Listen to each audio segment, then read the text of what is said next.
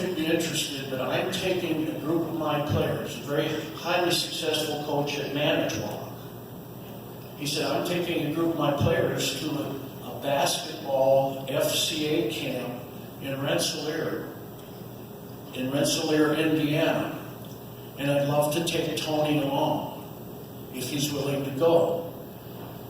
And so we were able to talk Tony into it, and I would like to say he had great guidance in his spiritual walk from me, but he didn't get enough of that. I was raised in a good Italian family, and we went to Mass often, but I wouldn't have known a Bible verse if it, smacked me in the head.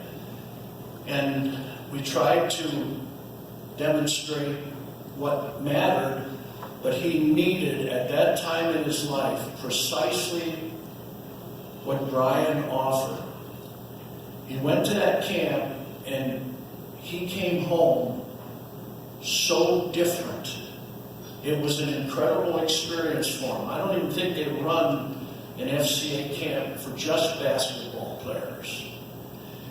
And the thing that meant the most to him is they said, Dad, I got an award there. He said, I got the award for being the competitor who was most Christ-like.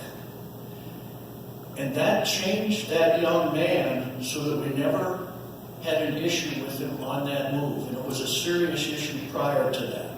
From there, he hooked up with a great Bible teacher in Green Bay, and his life simply grew in the Lord from that particular time on. An incredible story, a true one. Tonight, I was not supposed to be here. I have backed off of any speaking engagements. I did a last coaching clinic, and I did a little thing over at St. Norbert a month ago, which was to be my last one. I don't speak, I talk to people, and I don't particularly like it. I mean, I like talking to you, but I don't like speech making. My hand's still shaking. But my daughter said, my daughter Amy, who's a speech therapist in Green Bay, said, Dad, we'd like to have you come and give a speech and help us raise some money for FCA. And I said, no, Amy, I'm not. I'm just not. She said, but Dad, you do believe in free speech. You always have. I said, of course. She said, then we want you to give one on April 6th. Make note of it. So here I am.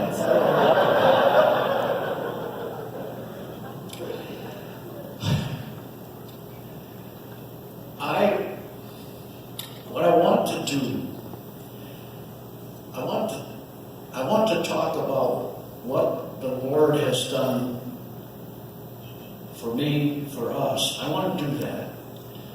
But in order to do that, I've got to talk to you about struggling. Call it, fighting a good fight. Call it whatever you want. But for me, I have lost the battle way too many times. You may say, oh, no, you didn't. You're just fine. I look fine on the outside. Don't I dare still? But there have been a lot of issues. And I have to share that with you as I go. If I were to give a title to what I want to say, and I heard it tonight, I heard it mentioned in so many ways, even when Chris spoke and when Jeff spoke. I've concluded, and I put it in my own words, that the world is in your head, but Christ is in your heart. And I can give you the best example that I know of in recent times. And it was on that painful night, just 3 weeks ago, when Virginia lost, and they had to have a police presence because there were death threats. And they had to escort them back to the hotel and take every kid to his room. And you can imagine where that sort of thing comes from with the popularity of that tournament.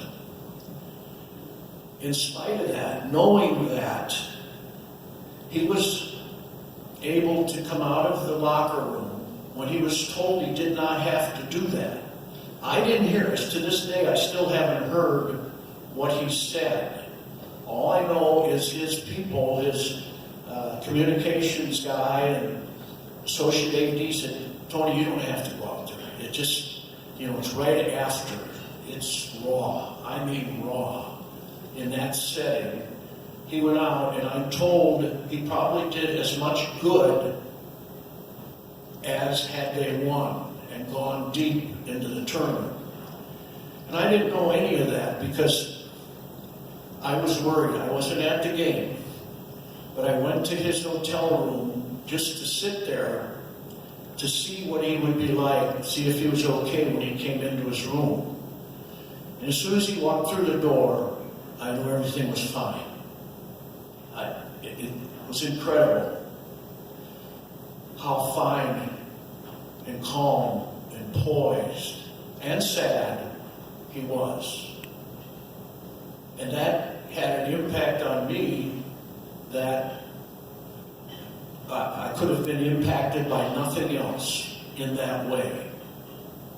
Then we went back to Charlottesville, from Charlotte, and I was with him the next day in his study. And the texts and the emails that came through that said essentially how much what he did meant to him. And I don't know what he said. Somehow I feel the Lord was present. Now, that's the good example. Here's the bad example. First of all, I want to share what I actually think Christ is capable of doing. And I want to share one verse from a Catholic guy. You got to let me read it. It simply says in Matthew, the wind was against it. That was from Matthew. And it was when they were out on the Sea of Galilee, and the wind was blowing, and the apostles got shook up, and Christ was on the shore. The wind was against it. And this is a statement that is in my morning reading that made so much sense to me. And it said, Jesus Christ is not my security against the storms of life, but he is my perfect security in the storms. He has never promised me an easy passage, only a safe landing. That young man landed safe. That was from Streams in the Desert. These spoons aren't landing safely, I'll tell you that. Streams in the Desert is my favorite morning devotional. It was written so long ago, and it's a compilation of a minister whose wife put it together. And it has been a rock for me, based on Scripture.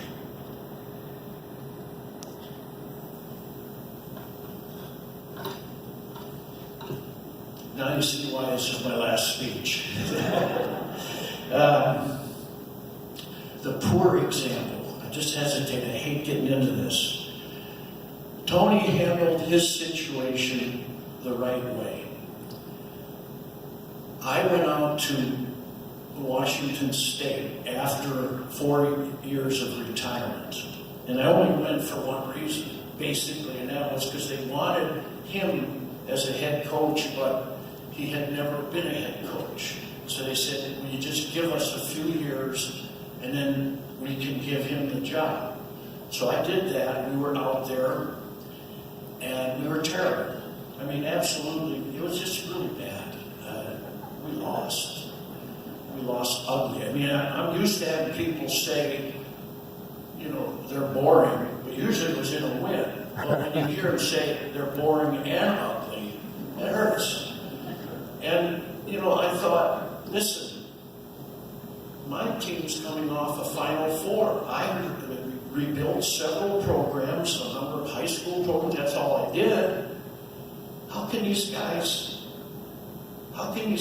not play better? What's the problem here? And I was having a lot of trouble. I mean, I was. My temper was one of the big problems.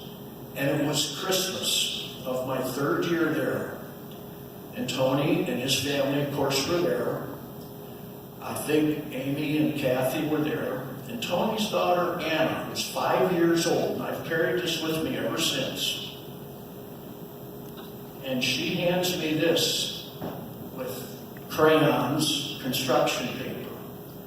And she says, I don't know if her mother put her up to it or not, but it says, Papa, I wish you wouldn't get mad at the basketball team.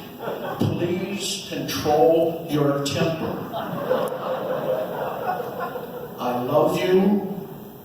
Please be happy. Love, Anna. Now, if Tony presented a great example, I was a horrible example. Pride. The world was in my mind. What do people think after having some success? And I can't even get these guys to look like a basketball team. What do they think back in Wisconsin? Will they even give the job to Tony? Not exaggerating the horrible thoughts that I had when things went badly. The world was in my head. And I know Jesus said to us, you know, when I go up to heaven after my resurrection, I'm leaving these people, my people, who have to be in this world, but they don't have to be of the world. And that is the challenge. That is the struggle. That is the battle that I've lost a lot more than I've won. I ask you, I can tell you what my weakness was. It was pride. It was pride. What's yours? When I spoke at St. Norbert a month ago, which was to be my last speech, it was entitled, What is Your One Thing? What is your one thing? What is it? Is it fame? Is it prosperity? Is it your family? Your love life? Your possessions? What is it? Because whatever it is in your mind. That's the plan you've had to achieve. And it's going to rival the one thing that we as Christians really have to have. We're told, and I've used this expression when I've talked to anybody, a player or a friend or someone I care about, you know, we're supposed to stand in the gap. We are supposed to stand in that gap between the world not being of it and the world that we are a part of. We stand in that gap. And that is where I look at these young folks. You need one another. You need us. We need one another. I need you. Because the world is so much with us. How can we say it isn't? I mean, I gave you an example of a young man who walked and didn't let the world destroy him. But that's one person. I don't know what he felt like. I know he was torn up. I know what people said about him. All it took was a police presence in that Charlotte hotel to tell me, this is serious to many, ridiculously serious, if you ask me. If this thing doesn't get off the ground in northeastern Wisconsin, there are going to be a lot of young people who are not going to be served. They need folks who will tell them what matters. Let them disagree. Let them say, no, I got other stuff. I got big plans. Okay? Fine. That's what you're thinking. God deals with the heart. And the heart is what really makes the difference. It is what propels us. We can't... World stuff has an expiration date. It always does. I told the story of 3 events in my life that meant a lot. I'm not going to tell you what they are. But after getting through each of them, they were worldly achievements. I remember laying in my bed, years apart, thinking, is this all there is? Is this what it's about? I heard young Chris say that. It expires. It really does. But what's in the heart will last. We are foreigners. We are. And if you don't think that as Christians we are not foreigners, think again. There are things that just don't fly in our society anymore. There are people who wish that Christians would just kind of disappear, not speak out, not live.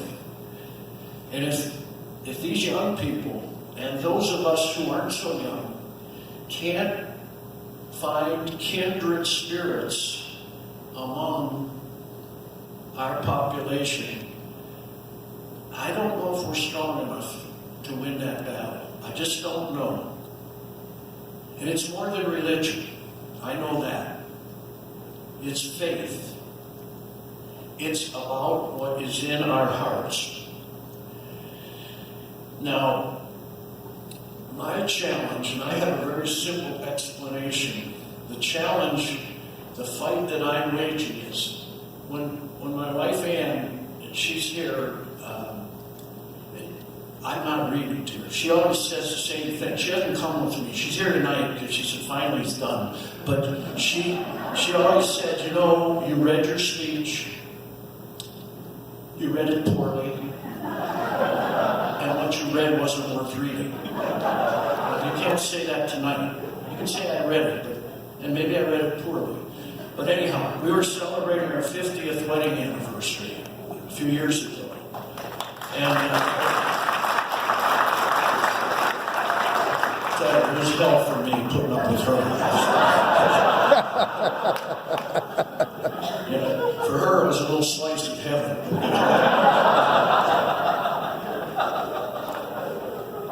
Great dream. But, in fact, we got our wedding ring. I got my ring down here. What was that place? Jared's here in the mall. And I have one word on the inside with a cross, and it says, though, T-H-O-U-G-H, though.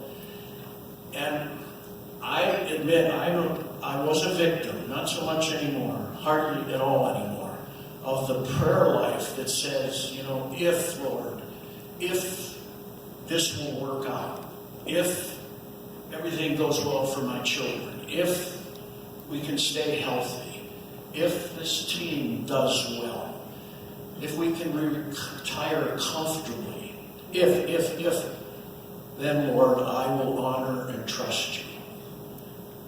But Job, which is where the idea sunk in, Job put it a different way with all the calamities that occurred. He said, though you slay me, Lord, though he slays me, yet will I trust him. I want to get across that bridge. I want it to be, though I am slayed, I trust you. Amen. I'm happy to say that Brian Shaw had a lot to do with the young man who has done rather well. You know, you tend to forget how well they did. Just remember that last game. Now, I'm here tonight not because of anything, but I happen to have a team that won some games in this area. And that's why you've asked me. If I sold insurance, you probably wouldn't have me talk to you. Now,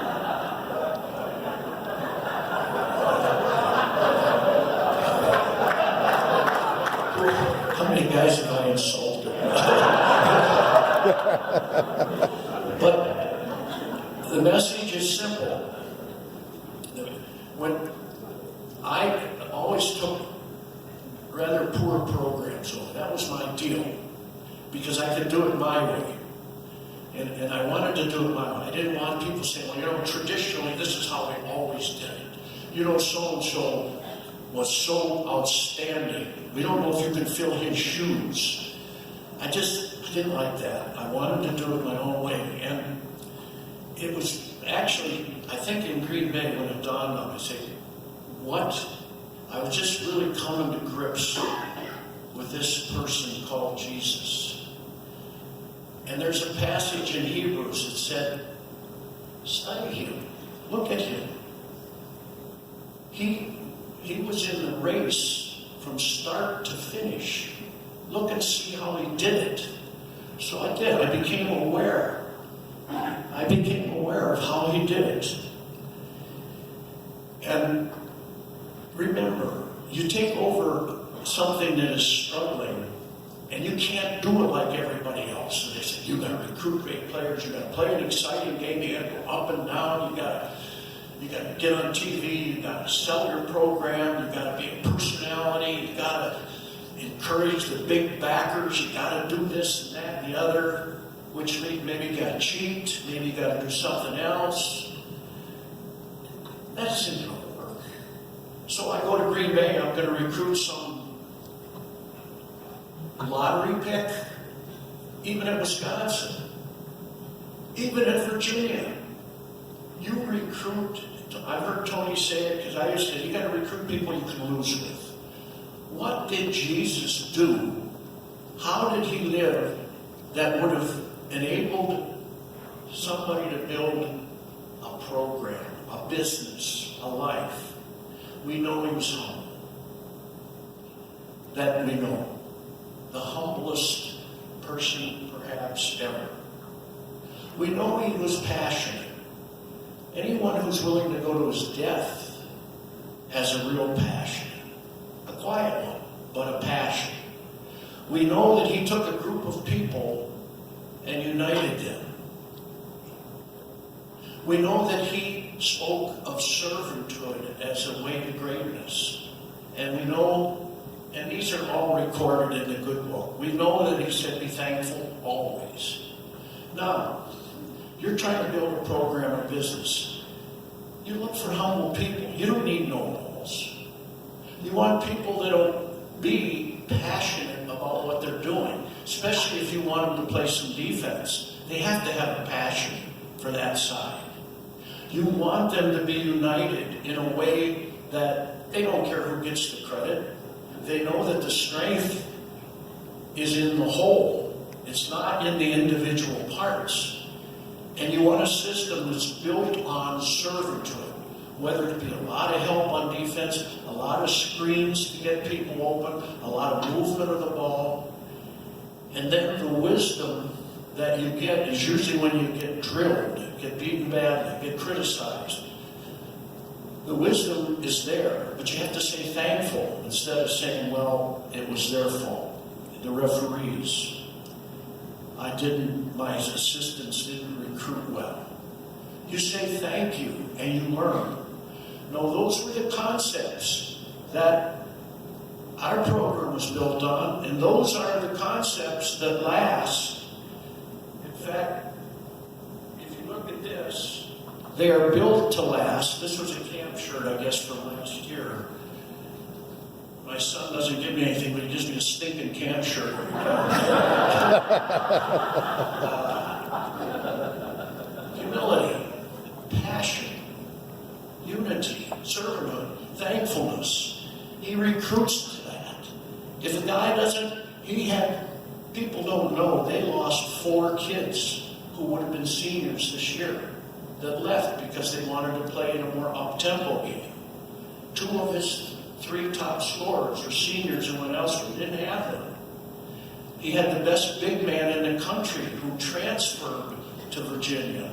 Would have been a senior this year, Austin Nichols. Never played because he didn't buy in, he violated. Tony said he'll never play here. 6'9" could do everything. But those principles are probably what gets him criticized, loses him more recruits, and will constantly lead to criticism. And so the last bit of advice that I gave him when he was trying to analyze what went wrong, and he said, maybe, we have to. And my only advice was, Tony, do not cross over. Stay the course. Stand in the gap. And don't yield. The world might be in your head right now, but Christ is in your heart, and you will always have a safe landing. With that, I thank you for your kind attention. I ask